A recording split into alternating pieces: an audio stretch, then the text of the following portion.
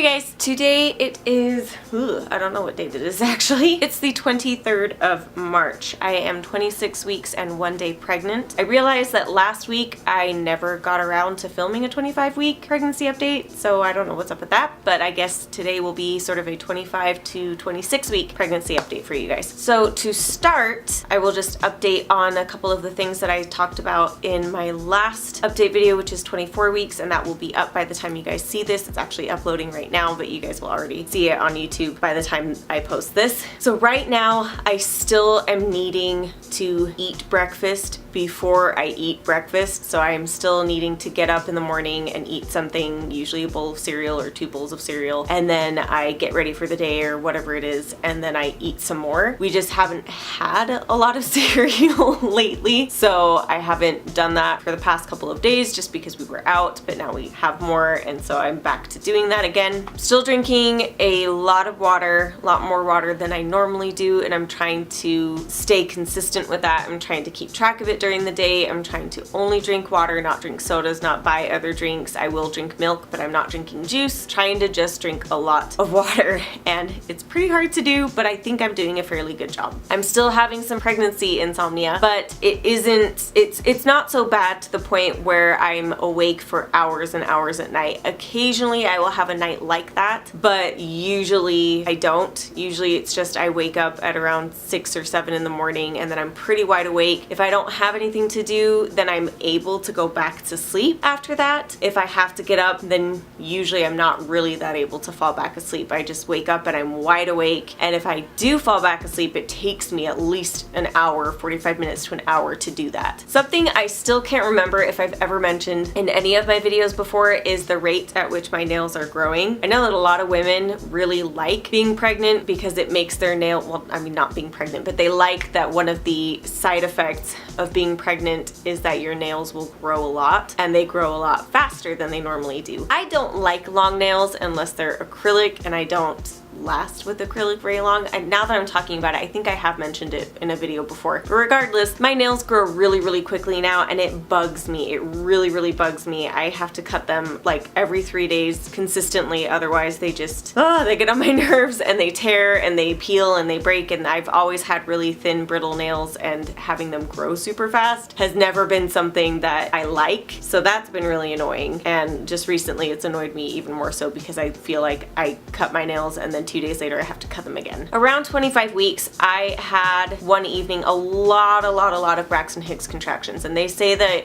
if you have a certain amount of Braxton Hicks contractions in a certain amount of time that you need to call your doctor and talk to them about it. And I decided to wait because everything else felt normal, but I was having like a Braxton Hicks contraction like every 2 minutes. It was pretty intense, and they were bigger ones than I'm used to, but they weren't painful. But I decided that I was going to wait it out because everything else was normal, nothing else was wrong. The next morning I did have a little bit of spotting. It was more like a pink mucousy blood rather than full-blown blood, but because of that in combination with the Braxton Hicks contractions, I did decide to call my doctor's office. My doctor was out of town. They told me what to keep an eye out for because I told them, I said I don't want to come in if I don't have to. Everything else feels normal. These are the only 2 things that have happened. If I don't have to come in, I don't want to. So what do I need to look for? And they told me, and then the next day everything was kind of back to normal, but they called me and said, we want to see you in the office today. So I went in that day and got checked on and everything like that, and everything was fine. I did end up having bacterial vaginosis, which if you guys have had it or heard of it before, it's essentially just an imbalance in the vaginal area of a woman. You have good and bad bacteria that have to be balanced in order for things to be healthy, and sometimes the bad bacteria can overpower the good bacteria and it creates an imbalance. And basically it's not contagious, it's not like deadly, it doesn't make you sick, it's just a change basically in the vaginal discharge and stuff that's there, and there's nothing you can do to prevent it. I've talked to several different doctors because I've had it before being pregnant a couple times, and literally they say they don't know what causes it. They just prescribe antibiotics and hopefully you don't get it again, but it's not something that is researched a whole lot. I guess people don't think that it's that much of an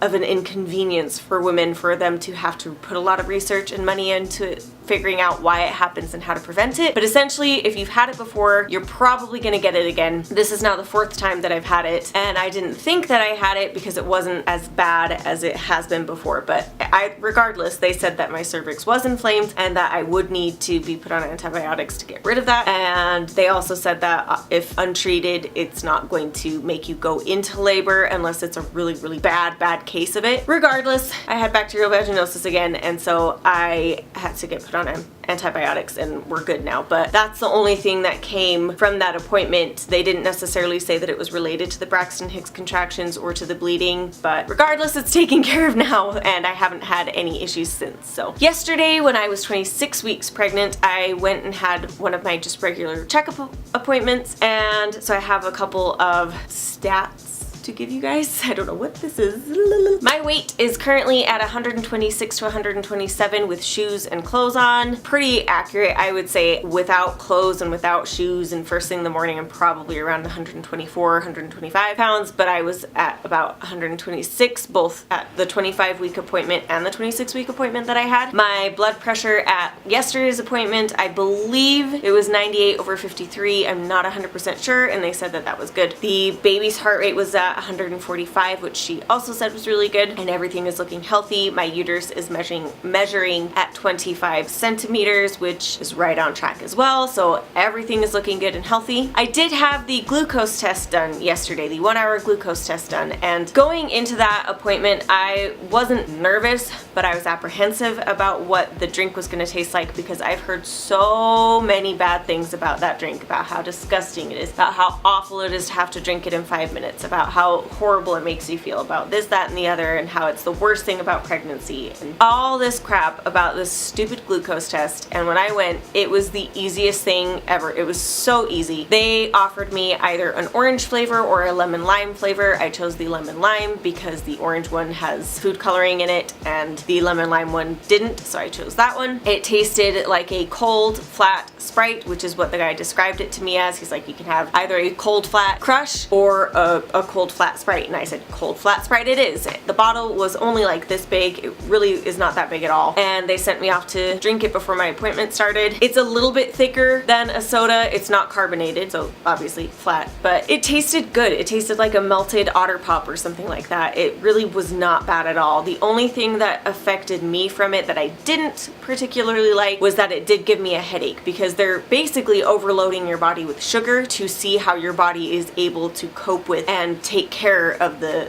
higher levels of blood sugar, so that they know that your body's doing what it needs to do. So for me, it ended up being really easy. I didn't have a problem with it at all, but I do know that some women do vomit from it, but that's not necessarily from the taste. I believe that's more from the effect that it has on your body, because it does overload your body with sugar, and you do end up going a little bit on a sugar crash later, and so it's not pleasant. It's not like, yeah, let's do that again, but the flavor was not bad at all. At my appointment, I was given a handout for the Tdap vaccine. They said that at my next appointment in 4 weeks that I will need to be getting that vaccination. It is the tetanus, diphtheria, and pertussis, which is whooping cough, to protect my baby, and because my antibodies pass on to my baby, and they said that I definitely need to get it, and that they will also vaccinate Dale. They also recommended that the grandparents of the baby get it as well. I want to look into it just a little bit more, but as far as I'm concerned, I'm fine getting that, so that's not a problem. They also gave me a handout on fetal movement counting, and I asked my doctor, I said, okay, how, because this one says that you have to count like super specifically, it has to be 10 movements, and if you don't feel 10 movements in 4 hours, then you have to be seen right away, and this, that, and the other, and you have to pick a time of the day and then take pen and paper and write it down and write the times and da da da da da. So I asked her, I said, do I really need to do that? Because I feel like that is just going to stress me out more so than just keeping track of it the way that I have been. So I asked her, and she actually was confused because she's like, wait a minute, I think they're giving people new handouts now, let me see it. And so she looked at it and she said, you know what, the only thing that research with fetal movement counting has proven is that it stresses the mother out, that they come in more often and they get testing done more often. She says realistically the reason that they do it is to help prevent things like stillbirths and things like that, and she says it really doesn't help. She said, so she told me that I don't need to do that, and I